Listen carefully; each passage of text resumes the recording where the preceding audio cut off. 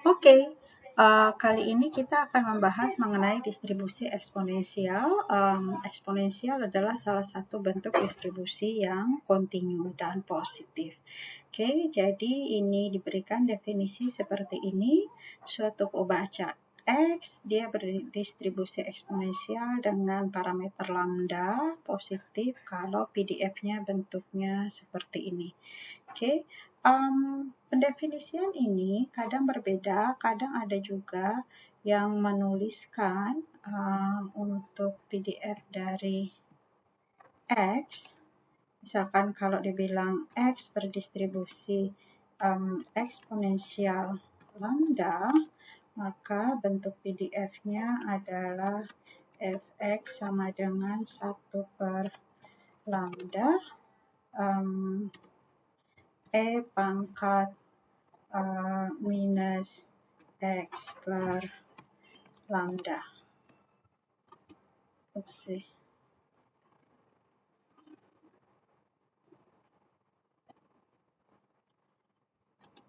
Oke, jadi ada juga yang menuliskan PDF dari distribusi eksponensial seperti ini. Nah, manakah yang benar? Sebenarnya ya dua-duanya benar, tinggal nanti kita lihat dengan pendefinisian seperti ini, maka di bawahnya dia bisa tunjukkan bahwa min dari X adalah 1 lambda. Sementara kalau dengan pendefinisian seperti ini, maka min dari si X itu adalah lambda. Atau 1 lambda di sini adalah rate-nya. Sementara kalau di sini rate-nya justru adalah lambda. Oke, jadi hati-hati ketika misalkan diberikan distribusi eksponensial lambda. Kalian harus tanya lambda itu rate atau min. Rate itu adalah 1 per min. Oke. Jadi, seperti apa sih bentuk distribusi eksponensial? Kita mungkin bisa coba lihat sedikit di sini. Jadi, kalau misalkan kita lakukan simulasi, misalkan saya minta 100 bilangan acak dari distribusi eksponensial yang lambdanya 3. Kira-kira di sini 3 ini min ataukah rate? Nah, sebenarnya kita bisa mengecek, misalkan kita minta histogramnya seperti apa sih bentuknya ini. Nah, dari sini atau kalau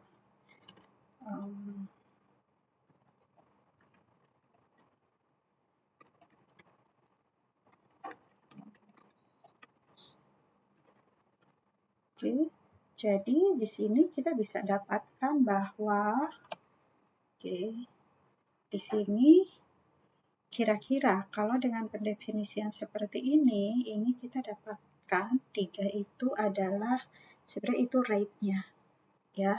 Atau kalau ini kita bisa aja, kita bisa minta di sini kita bisa minta min X ya sepertiga ya. Atau kalau dari gambar ini kita bisa dapatkan rata-ratanya di kisaran di sinilah ya. Gitu ya. Atau kalau misalkan saya minta sekarang dibalik sepertiga, ini artinya sebenarnya sepertiga ini adalah rate-nya, min-nya adalah 3. Ya, kalau kita lihat dari histogramnya, ini kita dapat perhatikan bahwa rentang datanya sudah berubah dan rata-ratanya kira-kira di sini di kisaran 3. Ya, jadi distribusi eksponensial adalah distribusi yang menceng kanan, positif, dan kontinu. Ketika diberitahukan parameternya, kita harus bertanya lebih lanjut, apakah parameter yang diberikan itu rate parameter atau min. Atau kalaupun tidak diberikan, dengan bentuk PDF-nya kalian bisa menentukan apakah itu rate atau min.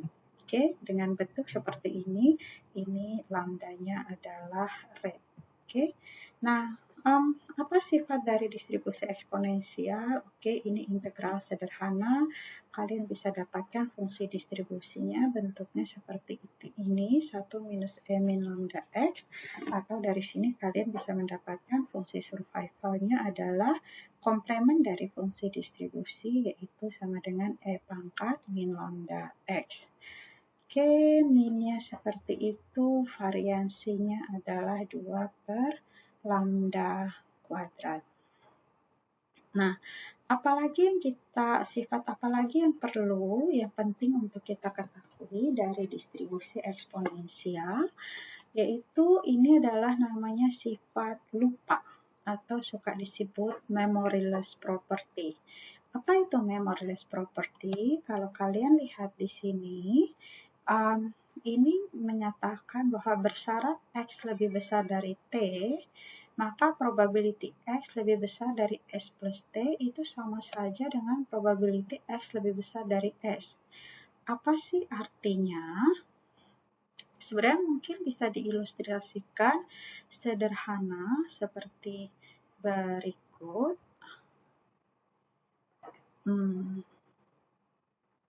Oke, sebenarnya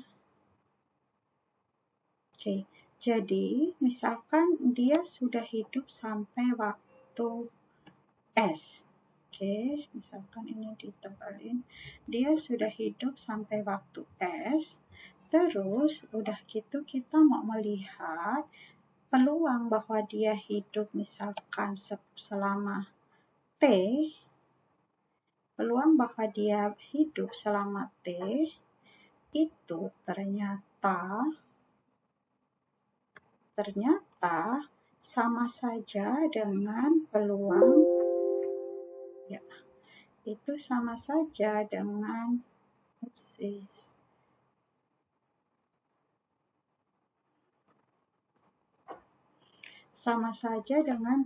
dia memulai hidup baru.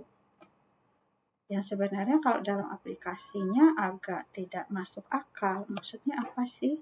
Yang ini tadi, ya, bahwa ini given X lebih besar dari T, misalkan panjang garis yang biru ini adalah T, dia sudah hidup nih. Katakanlah misalkan suatu laptop baru, dia sudah dipakai selama 5 tahun. Kemudian peluang bahwa dia masih bisa dipakai, jadi X besar ini adalah masa pakai, peluang dia masih bisa dipakai 3 tahun lagi, misalkan gitu ya, jadi usianya berarti lebih dari 8 tahun dong ya, tadi 5 tahun, terus dia peluang bahwa dia masih bisa dipakai lebih dari 8 tahun, ternyata sama saja dengan peluang suatu laptop baru bisa dipakai 3 tahun lagi. Artinya itu secara implisit dia lupa nih bahwa dia sudah bekerja selama 5 tahun, tapi dia merasa seolah-olah sebagai barang baru. Itu yang dimaksud dengan sifat memoryless dari si distribusi eksponensial. Jadi ini dibilang if the instrument is alive at time T, then the distribution of the remaining amount of time is the same as the original lifetime distribution. Makanya dibilang does not remember that it has already been in use for a time T. Dalam aplikasi ini suka nggak make sense, tapi ini adalah contoh bentuk distribusi yang sederhana yang bisa kita gunakan untuk memodelkan nanti kaitannya dengan waktu. Nah, kondisi di sini yang di atas ini sebenarnya ini kan probabilitas bersyarat. Dari definisi probabilitas bersyarat, masih ingat bahwa misalkan kita punya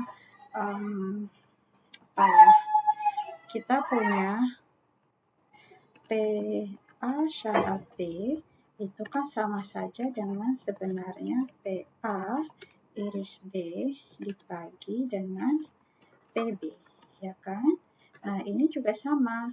PX lebih besar dari S plus T, bersyarat S lebih besar dari T, ya sama dengan joinnya dibagi dengan X lebih besar dari T. Nah, ini irisan dari X lebih besar dari T dan juga lebih besar dari X plus T. Tentunya ya sama dengan probabilitas X lebih besar dari X plus T saja. Ya kan? Sehingga yang ini sama dengan ini saja. Kemudian ini kali silang dari sini. Kita dapatkan bahwa ini probability X lebih besar dari X plus T ternyata sama aja dengan mulai dulu dari 0 sampai S, terus mulai dulu dari 0 sampai T. Padahal kalau ini kan sebenarnya akumulasi, gitu ya. Nah, ini sifat ini terpenuhi. Ini adalah karena bentuk dari sifat eksponensial yang dari memoryless. Oke. Nah, sekarang kita lihat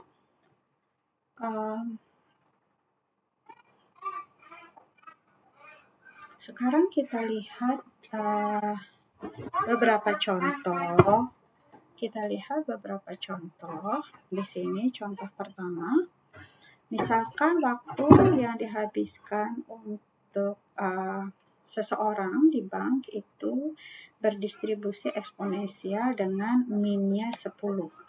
Minnya 10 menit, di sini dia tulis lambdanya 1/10, rate-nya 1/10. Ini kayak kesepakatan di buku ini, lambda itu adalah rate. Ya, dari yang tadi dia konsisten menggunakan definisi di atas ini, ya, lambdanya adalah rate, sehingga ketika dia bilang minnya 10 menit, ini kita tuliskan lambdanya 1/10. Oke, nah pertanyaannya, berapa peluang bahwa customer akan menghabiskan waktu lebih dari 15 menit? Jadi sebenarnya kalau kita punya X-nya waktu yang dihabiskan di bank, sederhana. Dia hanya menanyakan probability X lebih besar dari 15. Nah, probability X lebih besar dari 15, ini kita kembali lagi ke di atas tadi. Dari yang ini, probability X lebih besar dari 15 berarti adalah sebenarnya 1 minus probability X kurang dari 15. Jadi komplement dari ini, ya kan? Komplement dari fungsi distribusi X-nya ganti dengan 15. Jadi ya berarti 1 minus. Jadi kita dapatkan hasilnya E pangkat min lambda X. Oke. Jadi di sini kita bisa dapatkan E pangkat min lambda X jadi E pangkat min lambda kali 15. Lambdanya 1/10, jadi sekian. Oke. Kemudian pertanyaan yang kedua, probability bahwa customer akan menghabiskan lebih dari 15 menit di bank, padahal di situ dia sudah 10 menit. Ya. Nah, itu kan sebenarnya yang ditanya dari sini, itu sebenarnya adalah probabilitas bersyarat.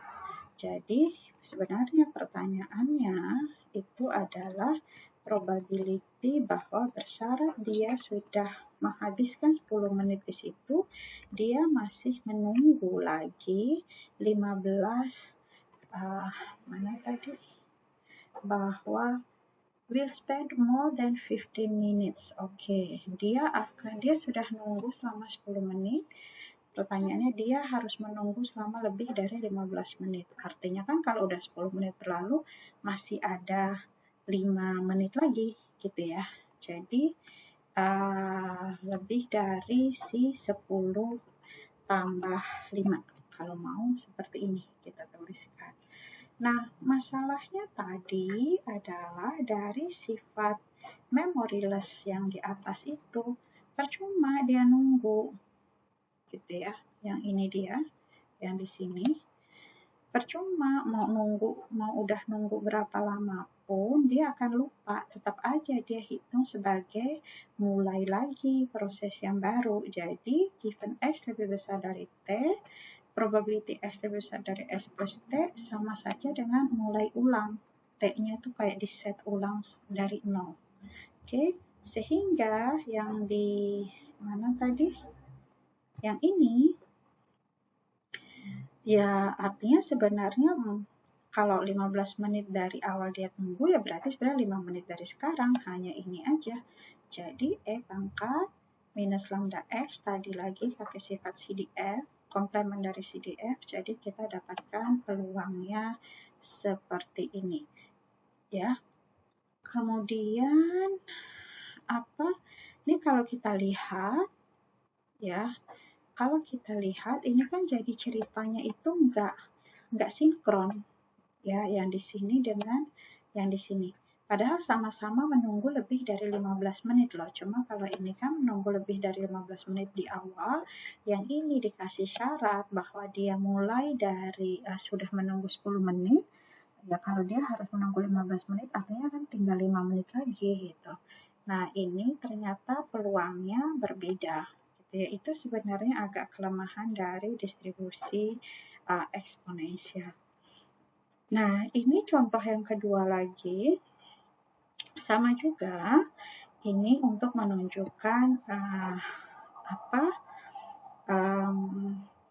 hal-hal yang agak kurang sesuai dengan kenyataan, dengan realita dari aplikasi distribusi eksponensial.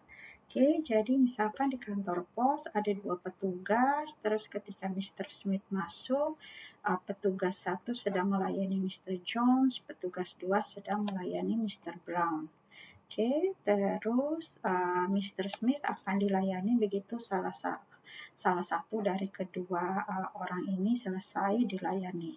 Nah, misalkan waktu yang diperlukan oleh si petugas untuk melayani seorang customer itu berdistribusi eksponensial dengan min seperlambda, berapa peluang bahwa dari ketiga customer yang ada, yaitu Mr. Jones, Mr. Brown, dan Mr. Smith, yang terakhir keluar dari kantor pos itu adalah Mr. Smith.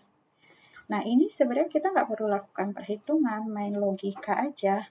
Jadi nggak mungkin Mr. Smith, nggak mungkin Mr. Smith keluar lebih dulu dari kedua orang ini. Mesti salah satu orang dari Mr. Jones atau Mr. Brown keluar lebih dulu dari Mr. Smith. Oke, jadi sekarang misalkan kalau si Mr. Smith itu udah dilayani, berarti salah satu dari Mr. Jones atau Mr. Brown kan sudah selesai dilayani, sudah keluar. Nah, sehingga berarti di saat itu yang sedang dilayani adalah Mr. Smith dan misalkan tadi Mr. Jones yang keluar lebih dulu. Berarti yang sekarang dilayani adalah Mr. Smith dan Mr. Jones. Nah, tadi Mr. Smith baru mulai dilayani, Mr. Jones sudah dilayani sekian waktu, terus masih akan dilayani untuk beberapa waktu ke depan. Nah, karena waktu pelayanannya mengikuti distribusi eksponensial, maka nggak ngaruh nih Mr. Jones udah berapa lama dilayani, itu nggak ngaruh. Hitungannya sama dengan Mr. Smith. Probability X plus T lebih besar daripada S, itu sama saja dengan probability, probability X lebih besar dari S plus T, yang ini tadi. Nggak ngaruh berapa lama Mr. Jones sudah dilayani, gitu ya. Dia akan dilayani dengan sisa waktu ini sama aja kayak dibilang dia mulai ulang. Oke? Jadi makanya di sini sama akhirnya kasusnya salah satu dari Mr. Jones atau Mr. Brown ini sama dengan si Mr. Smith. Artinya ya dengan menyatakan gunakan sifat simetri, probability bahwa dia akan keluar lebih dulu itu adalah setengah. Oke.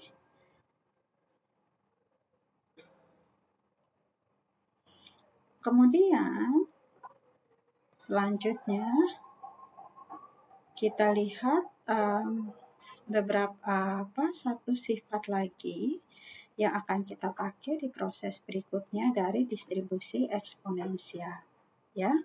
Nah, ternyata kita bisa dapatkan bahwa kalau kita punya sejumlah peubah acak yang independen dan identik berdistribusi eksponensial dengan min seperlambda, itu bisa ditunjukkan bahwa jumlahan dari X1 sampai Xn itu berdistribusi gamma dengan parameter N dan lambda. Oke, sehingga PDF-nya diberikan seperti ini. Nah, ini akan menjadi tugas kalian, tunjukkan bahwa jumlahan dari distribusi eksponensial itu akan berdistribusi gamma. Oke, hanya sebagai penutup di sini, saya akan berikan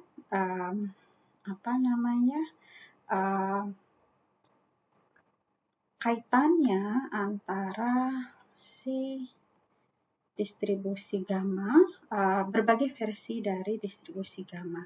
Oke, ini yang biasa kita punya bentuknya, yang kalau X berdistribusi gamma dengan min alfa dan beta, PDF-nya bentuknya seperti ini, dan kita tahu minnya adalah alfa beta, variansinya alfa beta kuadrat. Nah, dengan bentuk yang kita punya tadi, di sini kita diberikan PDF seperti ini, ya. Nah, kalau seperti ini bentuk PDF gammanya, kalau kita coba matchingkan dengan apa yang sudah kita punya di sini, maka kita punya, tadi bentuknya seperti ini. Kalau kita tuliskan lagi, diatur ulang, ini 1/n-1 faktorial, lambda dengan lambda pangkat n-1, kita punya lambda pangkat n, atau di sini dituliskan ulang 1/1 lambda pangkat n, e pangkat min lambda t, kita punya jadi e pangkat min t per 1 lambda, t pangkat n-1 kita punya. Nah, di sini kan sebenarnya n-1 faktorial itu adalah gamma n-1. Jadi kalau kita sesuaikan dengan bentuk yang kita punya di awal, berarti ini adalah alfanya, gamma alfanya adalah n, betanya adalah 1 lambda.